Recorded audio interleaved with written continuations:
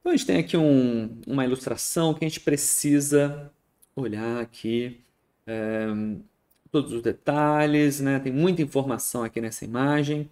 A gente vai, né, passo a passo aqui ilustrar esse veículo. Então, aqui a gente está vendo um veículo. Tem uma série de rodas aqui, porque na verdade tem várias representações. Deixa eu fazer os destaques um por um aqui. Vamos lá.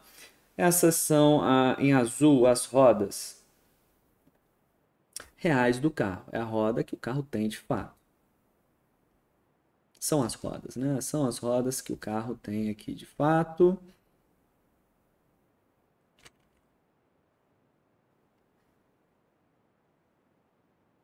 Beleza, então rodas aqui. Em azul são as rodas do carro.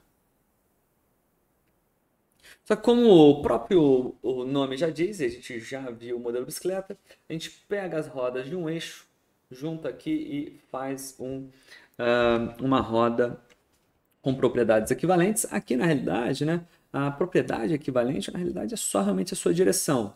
No modelo dinâmico, aí as propriedades equivalentes, aí de fato elas atuam de maneira mais significativa. A gente vai ver, né? Porque o efeito, a força lateral é gerada pelo pneu. Né? Então, assim, se a gente substituir aqui dois pneus por um, esse um, no contexto dinâmico, a gente precisa de propriedades equivalentes. A possibilidade dele gerar o dobro da força aqui que a gente tem com dois pneus. Né? Então, quer dizer, né, o dobro de força para ser equivalente à utilização de dois pneus. Maravilha. Então, essa aqui é a roda que a gente vai considerar no modelo. Essa vermelha, então, é a aproximação para o modelo bicicleta. Ótimo. Fechou aqui. Modelo bicicleta. E esse carro vai andar. Né? Olha só, a gente tem aqui o vetor velocidade. E aí eu destaco ele aqui.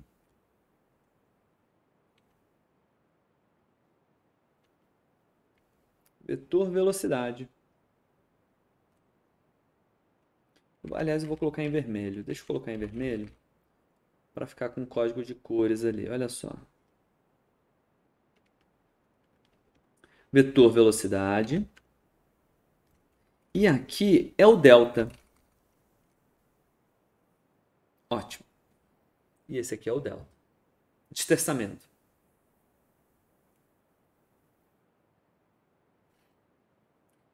Se a gente conhece a velocidade que a gente impõe aqui no eixo traseiro e o delta, é através dessas duas grandezas que a gente aqui coloca esse carro para andar. Então ele vai andar só com a velocidade e com o esterçamento ele começa a mudar de orientação.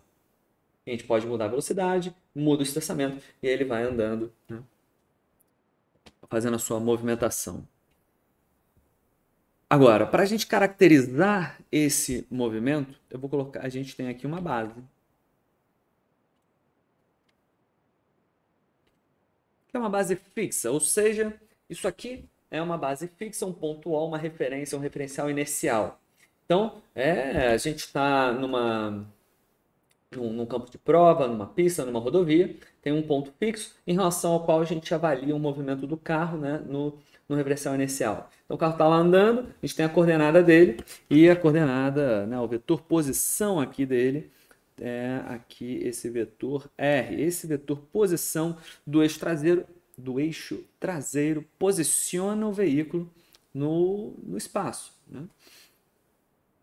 A gente tem aqui coordenadas x na direção y e y na direção j. Aqui é um vetor, né? O vetor R. O vetor aqui, a gente está no movimento plano, então em azul eu estou destacando coordenadas x e y do eixo traseiro. Então se eu conheço x, se eu conheço y, eu sei onde o eixo traseiro, né, aqui do carro se encontra no plano. E é isso, eu quero saber como o x e como o y variam no tempo, né, para saber onde é que o carro está e para onde ele está indo. Então aqui essas duas coordenadas são importantes e vai depender da velocidade. Então se a gente impõe uma velocidade e também impõe aqui o esterçamento, x e y vão variar dependendo dessas duas grandezas. Né? Só que veja, isso não é suficiente para caracterizar o veículo. Lembra, a gente sabe aí sobre as questões de grau de liberdade, né? Os graus de liberdade, quais são aqui? As coordenadas que a gente precisa caracterizar nesse veículo.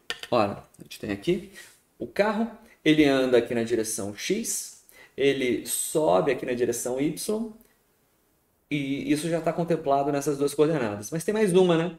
Que é a orientação desse carro.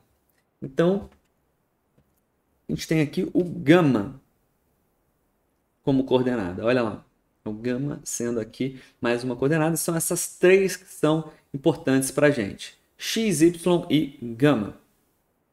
E para a gente avançar mais um pouquinho aqui, a gente ainda tem a base móvel. Essa base móvel aqui. O e tal tá no referencial do carro. Então, esse conjunto de vetores aqui, verde, ele está preso. Pega ele aqui e prega aqui no carro, ele está preso ao carro. O carro virou, essa base virou junto. Qual é a regra de movimentação? O U está sempre na direção longitudinal do carro. E o tal está na direção perpendicular. Então, a gente usa aqui justamente essa anotação para a gente fazer isso, né? Fazer o modelo desse carro andando. E as grandezas estão aqui também. A distância entre eixos está aqui, B, C, legal? E tem a indicação dos pontos. Acredito que a gente tenha visto todos os aspectos agora, né? Então a gente realmente entrou no detalhe aqui do modelo. Beleza. Agora a gente precisa entender o que é modelo. Eu falei aqui, mas a ideia é a gente colocar na lousa. E aí, para ficar bem claro, olha só, o modelo é o seguinte: modelo cinemático.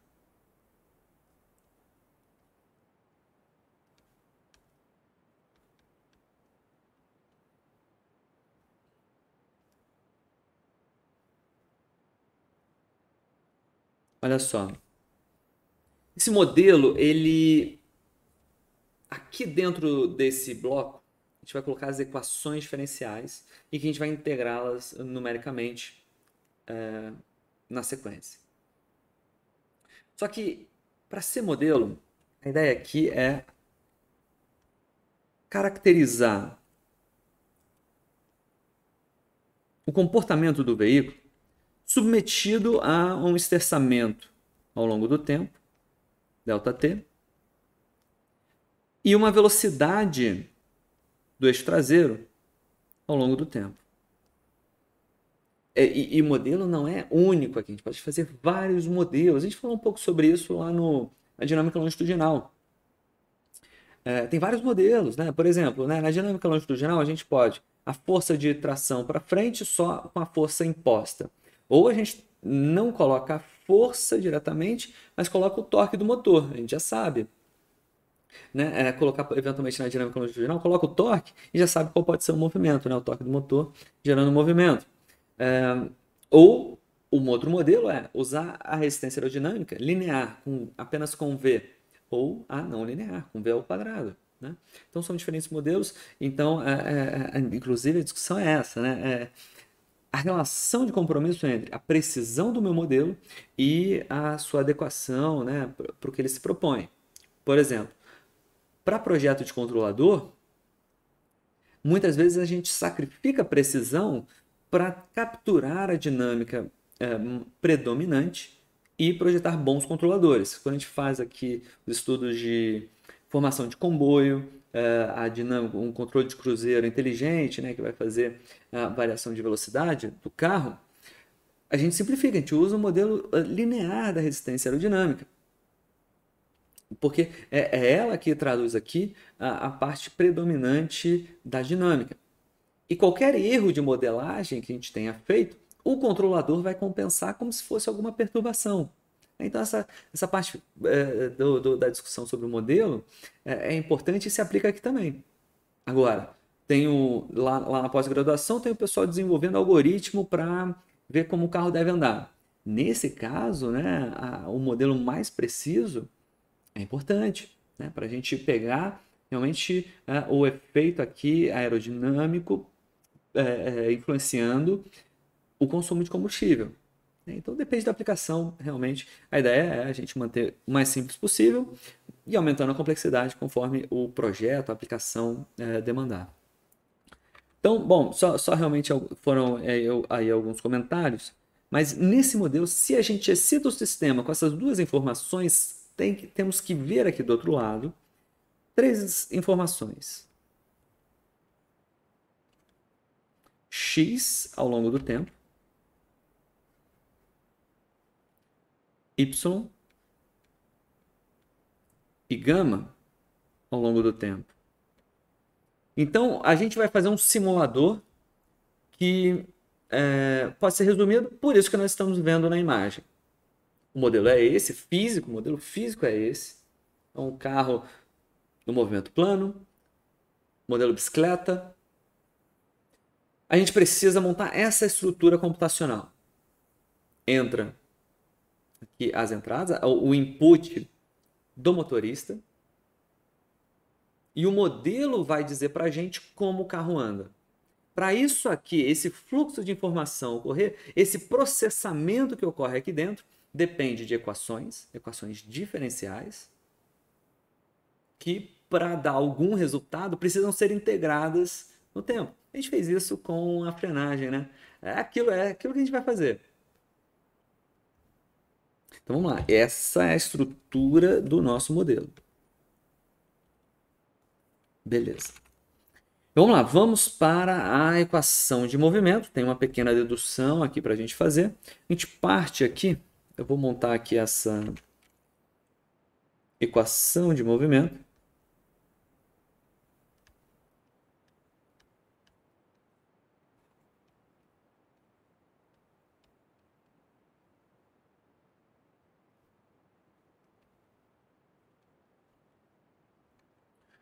Então, veja só, lembra lá do modelo? Só para a gente editar aqui o nosso objetivo, olha só. Para que isso seja saída da integração, a gente precisa das equações que sejam a derivada.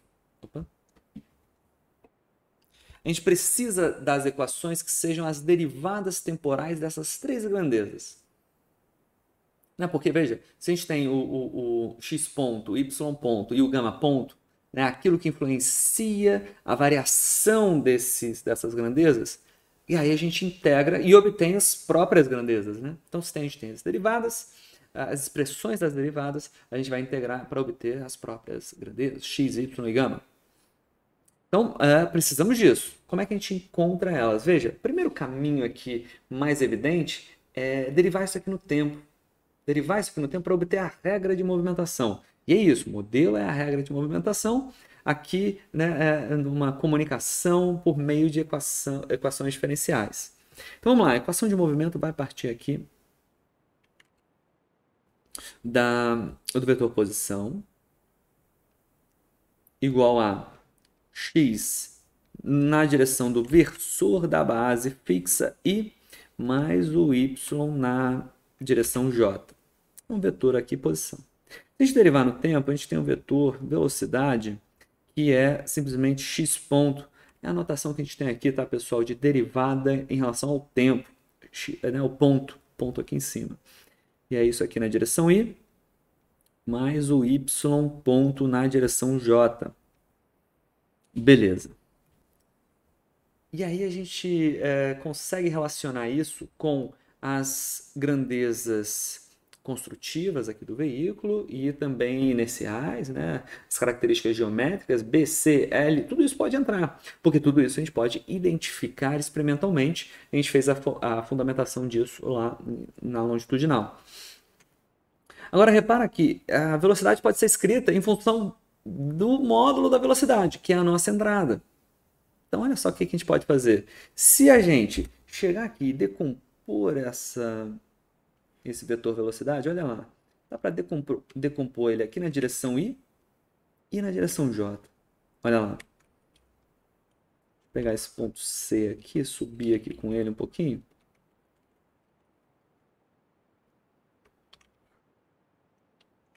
A gente tem v seno de gama.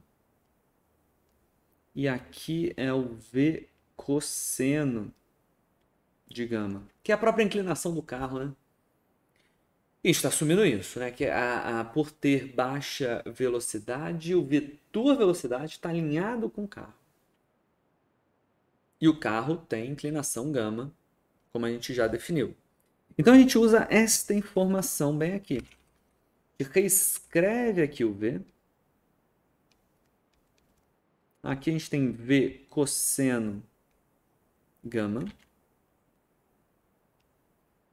E mais o V seno gama na direção J.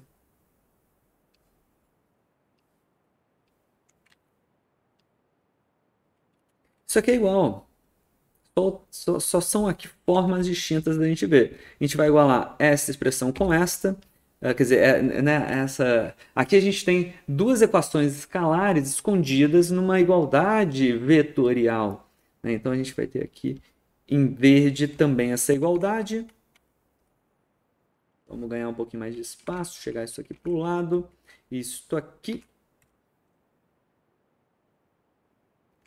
nos dá a equação vermelha, x ponto igual a V cosseno gama. E y ponto é igual a V seno de gama. Ótimo. Então veja aqui que é evidente, né? Quer dizer, a gente né, não tem algo...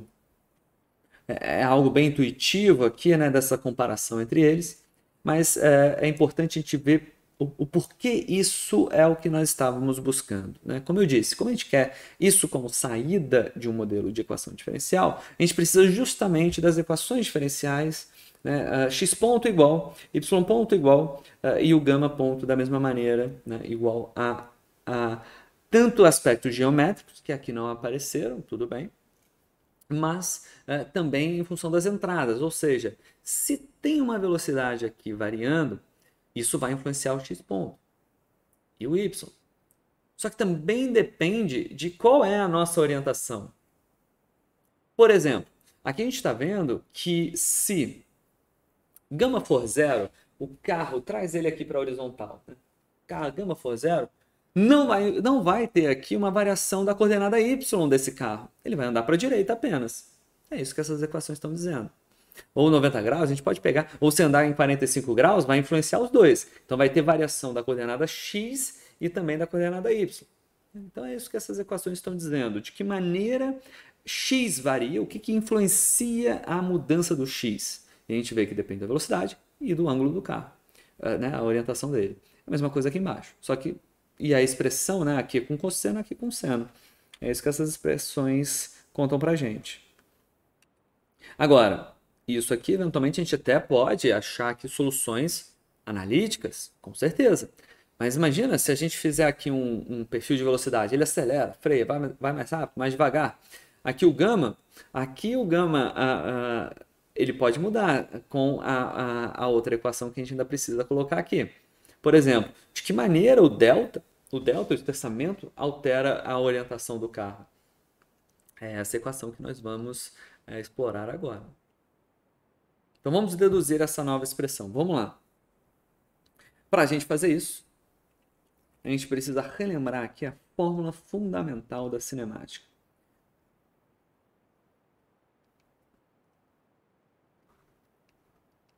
Fórmula fundamental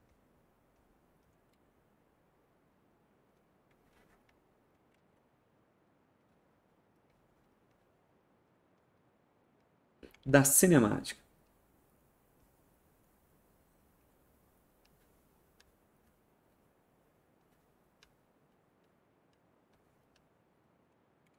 A fórmula fundamental da cinemática, pessoal, eu vou ilustrar ela aqui. Supondo que a gente tem um corpo rígido aqui, temos o ponto O e temos o ponto A. E esse corpo, ele está transladando e também girando. Se esse corpo é rígido de fato, o ponto O tem uma velocidade VO. O ponto A tem uma velocidade VA. E o corpo gira com uma velocidade angular ômega. E a gente tem um vetor posição aqui, que posiciona o A em relação a O. Isso aqui é absolutamente genérico. Então, esse corpo ele está andando e girando. Cada ponto tem a sua velocidade. E o corpo em si ele gira com uma velocidade angular, que pode ser caracterizada por um vetor. A expressão que relaciona todas essas grandezas é a fórmula fundamental da cinemática. E dá para deduzir, dá para demonstrar, né? Aqui a gente já parte dela. E essa expressão é da segunda, tem a seguinte cara aqui, olha só. É o VA, ou seja, a velocidade deste ponto A, ela é igual a velocidade no ponto O mais o vetor velocidade angular, produto vetorial, com o vetor aqui de O até A, ou seja, a coordenada de A menos a coordenada do ponto O. Isto aqui é o vetor R ilustrado na imagem. Então é isso. Essa ilustração, todas essas grandezas estão contempladas aqui na fórmula fundamental da cinemática.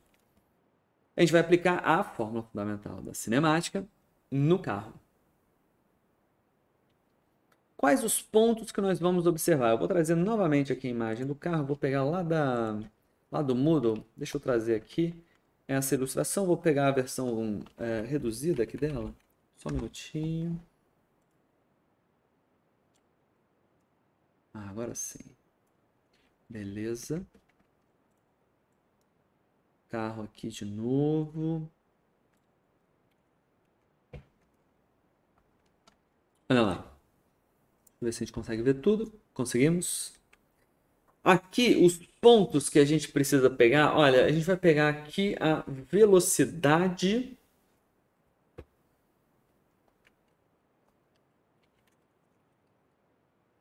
aqui no eixo traseiro.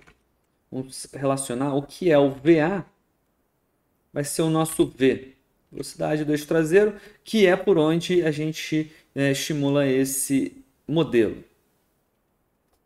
E aí a gente vai ver aqui o centro instantâneo de rotação desse veículo. Porque o ponto O aqui, desse corpo, a gente vai usar como sendo o centro instantâneo de rotação. Ou seja, V do CIR, que é zero. E é por isso que a gente escolhe o CIR, porque, lembra, né? O sistema está girando, o centro instantâneo de rotação, por definição, está parado. Né? E tudo gira em torno dele. Né? Então, aqui é conveniente a gente achar nesse modelo onde está o centro instantâneo de rotação. Se a gente faz isso, a gente vai ter que colocar aqui o ômega, produto vetorial, do ponto R, a gente está falando aqui a velocidade desse ponto aqui, ponto R, que tem o vetor velocidade, aqui ele, é esse que a gente está escrevendo aqui. A velocidade do CIR, que vai zerar, e aqui é R menos o CIR. Então a gente realmente só aplicou aqui direto a fórmula fundamental, atualizando os índices. Então a gente veio daqui para cá, trocando o caso genérico aqui da teoria de cinemática e dinâmica para o nosso carro. Então veio daqui para cá. Beleza. Vamos achar o CIR, porque a motivação aqui foi usar o CIR, porque isso simplifica o nosso problema. A velocidade é zero. Então vamos olhar aqui para a imagem e achar o centro instantâneo de rotação. Olha lá, então vamos lembrar, a gente pega aqui uma reta, a gente traça uma reta perpendicular ao vetor velocidade passando pelo ponto R. A gente faz a mesma coisa aqui no eixo dianteiro.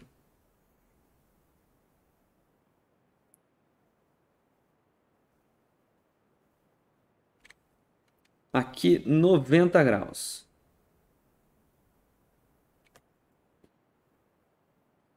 A interseção define o CIR.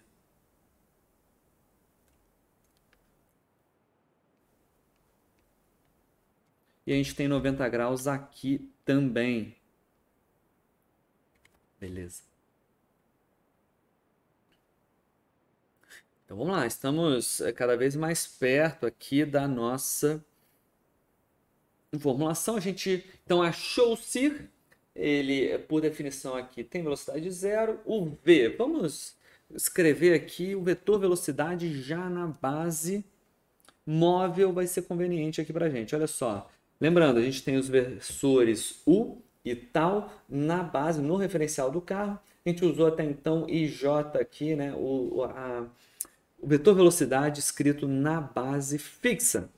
Vamos escrever aqui na base móvel. E é simples, olha só, repara só. Na base móvel, o vetor velocidade ele é simplesmente o módulo da velocidade na direção do vetor U. Vamos olhar aqui. Olha lá. Essa é a base móvel que eu estou descrevendo. Olha lá. Versor U. Então, V está na direção de U. E vetor da base, né, lembra? São vetores unitários, né, e perpendiculares entre si. Então, é só realmente pegar o vetor U e multiplicar pelo módulo do vetor velocidade. E aí a gente constrói esse vetor V. E é isso que eu indiquei bem aqui.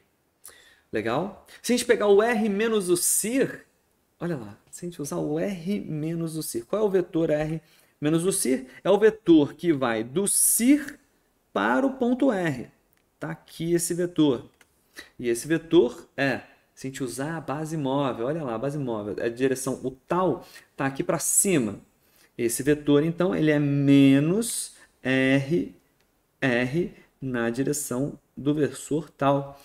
É um vetor, né? Está na direção tal, porém no sentido contrário. Olha lá, no sentido contrário. O tal está para cima, esse aqui está para baixo, por isso o sinal de menos. E o módulo é o raio da trajetória circular do eixo traseiro.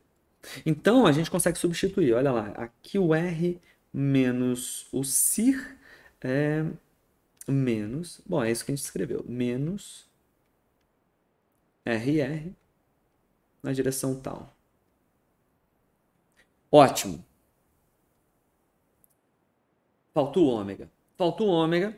O ômega aqui é a velocidade angular. O que é a velocidade angular? É a taxa de variação do ângulo em relação ao tempo. Então tem um ângulo, deriva ele no tempo.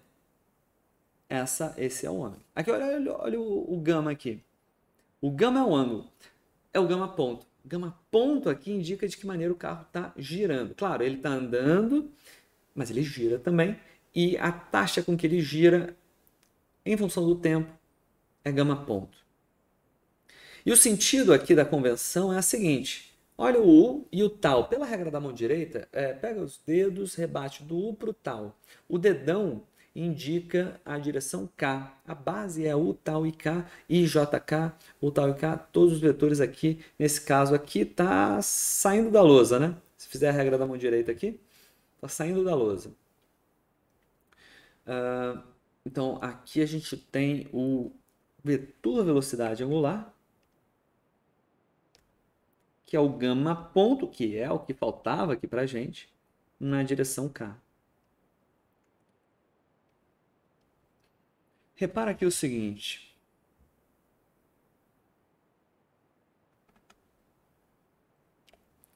Acho que distância e velocidade, é claro. Deixa eu só relembrar aqui, pessoal. Tem uma animação, só para ficar bem claro isso, sobre o vetor velocidade angular. Eu acho que isso vai ser importante. Deixa eu pegar aqui rapidinho. Acredito que não esteja aqui. Pega uma animaçãozinha, coisa rápida. Deixa eu pegar aqui. Agora sim. Pessoal, vou colocar aqui no chat porque não está no nosso material. Eu vou abrir aqui no Moodle, no navegador. Olha só. O velocidade angular é caracterizada como um vetor da seguinte maneira. Olha lá. O bloco é o corpo e ele está girando. Em vez de você estar vendo o ômega.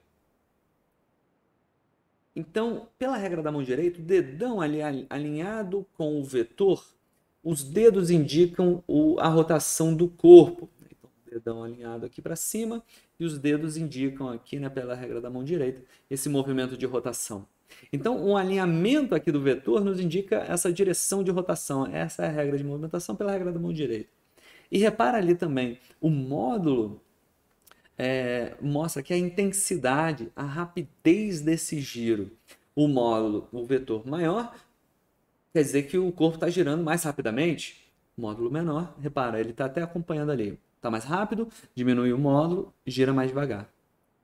E isso não está preso a uma direção K. Se for o J, olha lá, regra da mão direita prevalece, então o dedão aqui para direita e a regra da mão direita está girando, questão de módulo se repete. E esse vetor pode ter qualquer direção. Olha lá. Ah, e se clicar na imagem, ela também gira, tá, pessoal? Olha lá. Então é isso. O vetor pode ter qualquer direção, então agora a gente consegue ver claramente o vetor velocidade angular. Né? De que maneira um vetor representa a rotação, né? Isso ajuda bastante a gente ver. E é isso que a gente está aplicando no nosso exemplo. Vamos voltar aqui agora sim. Então é por isso que o gama ponto, veja, então, pela regra da mão direita, o carro girando aqui com um K, U tal. E K, o vetor K é aquele que sai pela regra da mão direita de U para tal K. Beleza. Então aqui tudo certinho. Ótimo. Vamos em frente. Agora realizar aqui a parte realmente operacional, né? V, U igual. Zerou aqui, né? O SIR. E quando a gente faz o K com tal, né? Veja, me refiro aqui. Aliás, eu vou até destacar aqui, pessoal, que a gente fica interessante só para ficar claro. Olha só. A base, O, I, J e K, saindo pela regra da mão direita, é a base fixa.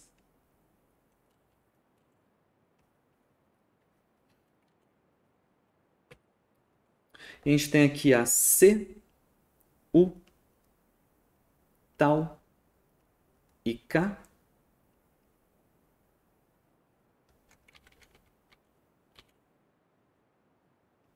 É a base móvel.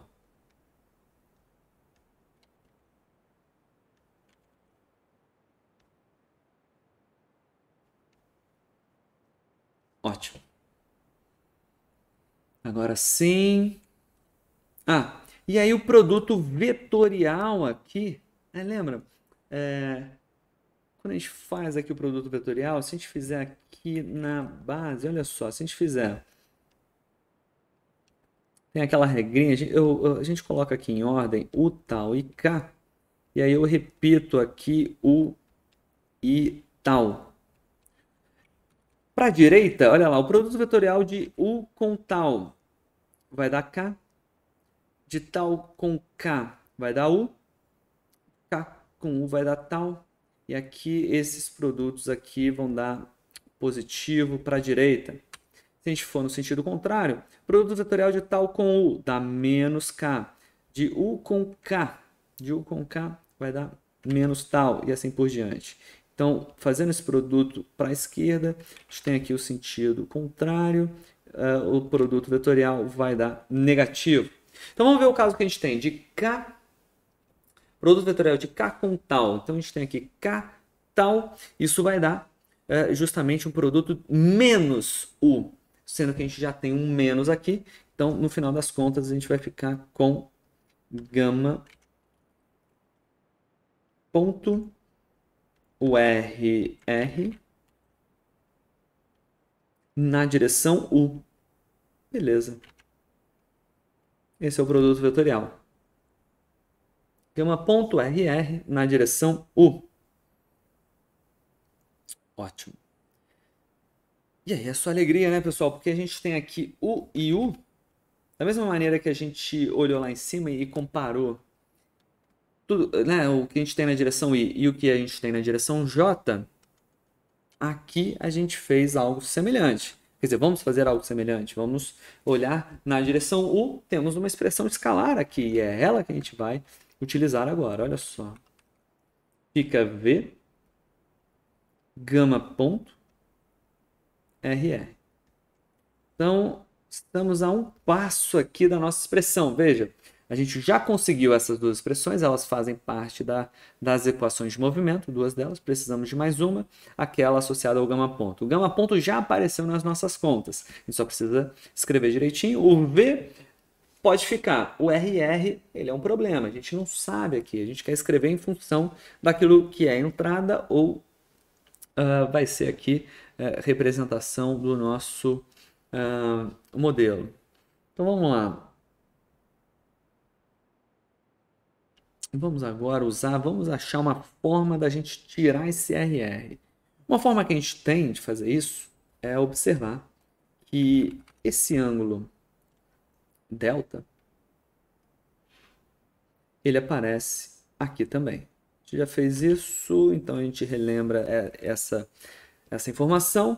Além disso, temos aqui a distância L. E aí a gente faz pela tangente de delta. Porque a tangente de delta vai ser aqui o cateto oposto sobre o adjacente, L sobre o RR que a gente quer trocar. L é a propriedade do carro, ótimo. Delta é a nossa entrada. Então a gente faz uma substituição excelente aqui para a gente. Né? Mas antes disso, deixa eu só trocar aqui. A gente já faz essa inversão. Estamos indo em busca aqui do gama ponto, que por enquanto ainda é V sobre o RR. E é esse RR que a gente vai trocar com essa ideia aqui da tangente. Ou seja, deixa eu já colocar aqui, tangente de delta igual a L sobre o RR. Avança aqui para a direita. E aí reescreve, né? E aí é só questão realmente da gente reescrever esse problema. Legal. 1 sobre RR vai ser igual... só para a gente já fazer essa substituição direta, né? Vai ficar aqui tangente de delta sobre L. Sucesso, né, pessoal? A gente vem aqui e substitui essa informação aqui. Quando a gente faz isso, obtemos aqui justamente a expressão que faltava, que é gama ponto igual a V sobre L. Distância entre eixos, né? Velocidade sobre a distância entre eixos, vezes a tangente de delta. Então a gente desenvolveu, chegamos a todas as equações, vamos só resumir aqui as nossas ideias. Olha lá, a gente tem a equação de movimento,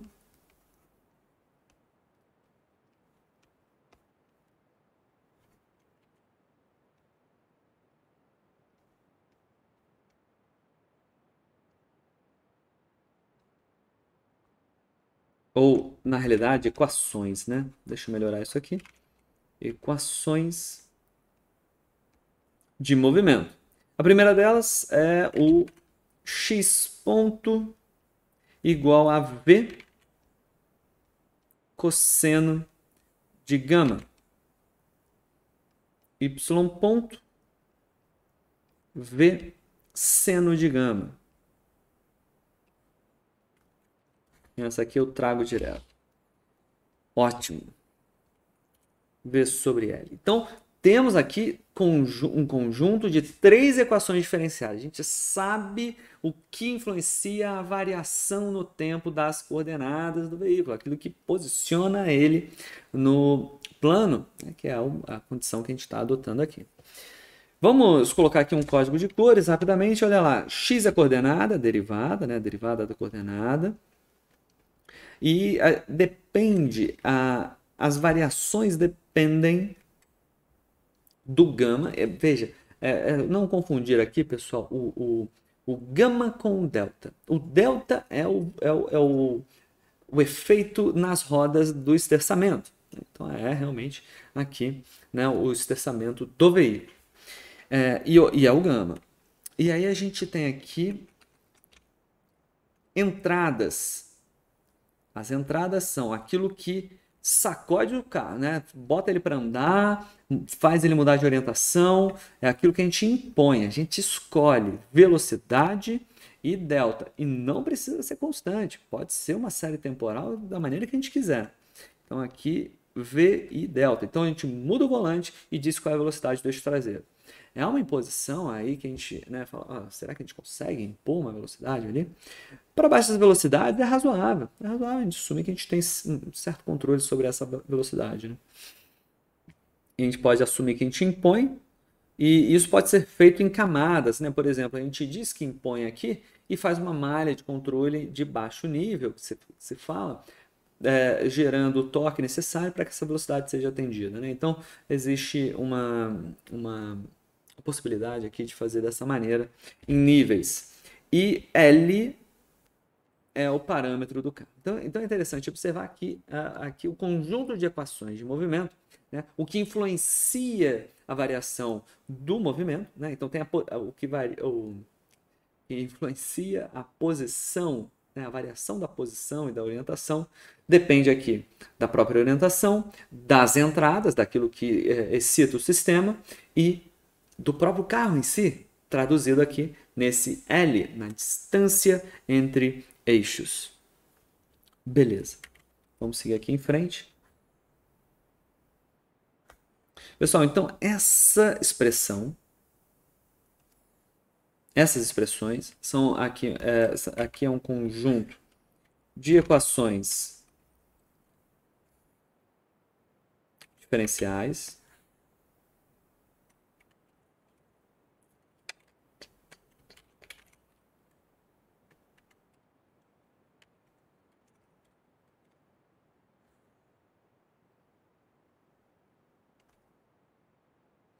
Um conjunto de equações diferenciais que pode ser integrado. Pode ser integrado aqui no tempo.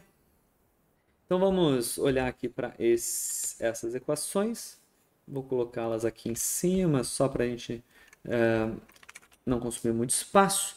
O que a gente tem que fazer? Pegar as variáveis e suas derivadas no tempo. Então vamos lá, vamos fazer aqui as colunas e a gente vai explorando aqui variáveis. Que nós temos o x ponto, y ponto, o gama ponto. Temos a variável x, y e gama. Então, qual é a ideia? A gente pega a variável e coloca em ordem as suas derivadas. Então, aqui a gente só tem x, y e gama e as suas derivadas.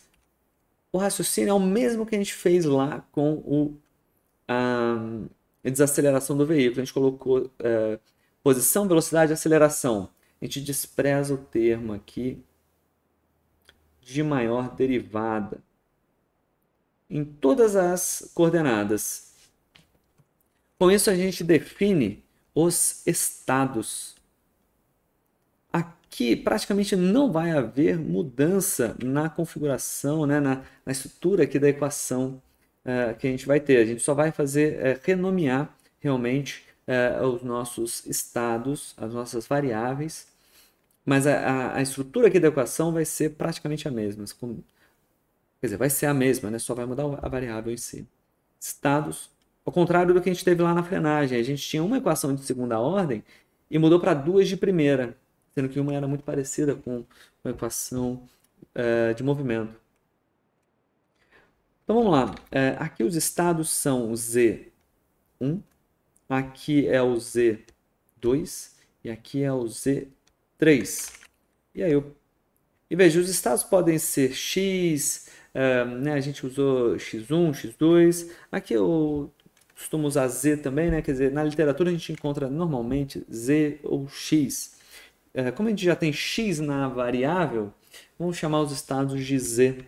E aí o paralelo aqui é esse, né? O X é o Z1, o Y é o Z2 e o gama é o Z3. As entradas agora. Entradas.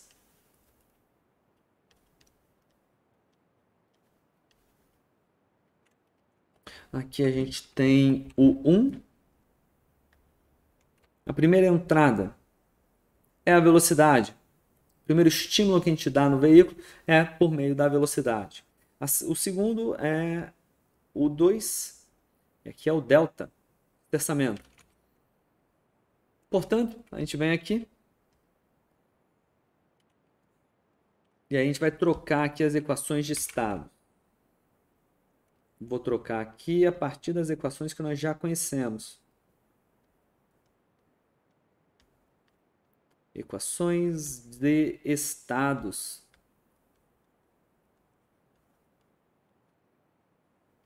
Por exemplo, esse x ponto a gente vai trocar pelo z1 ponto, né? Porque o x ponto é a derivada do z1. Olha aqui o y ponto. Y é z2, então aqui é a derivada do z2. Então, temos aqui z2 ponto. Mesmo raciocínio aqui para o gama.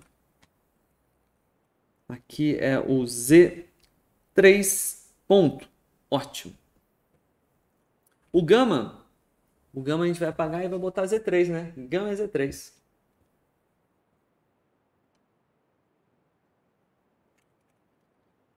Aqui a gente tem cosseno de z3.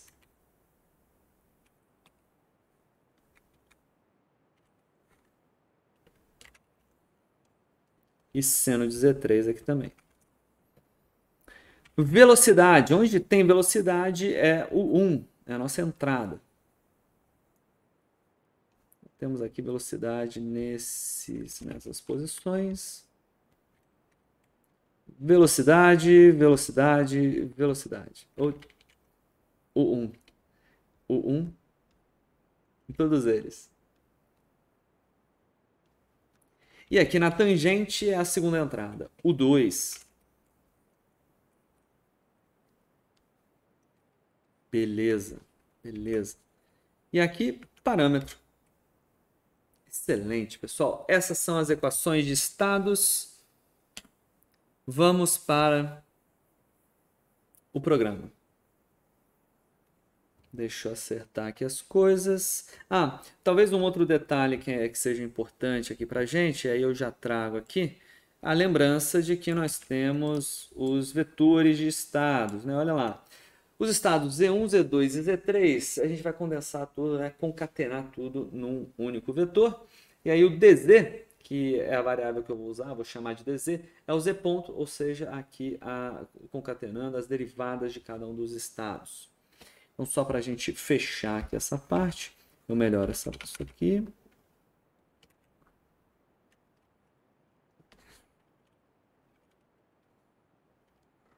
Beleza. Espaço de estados.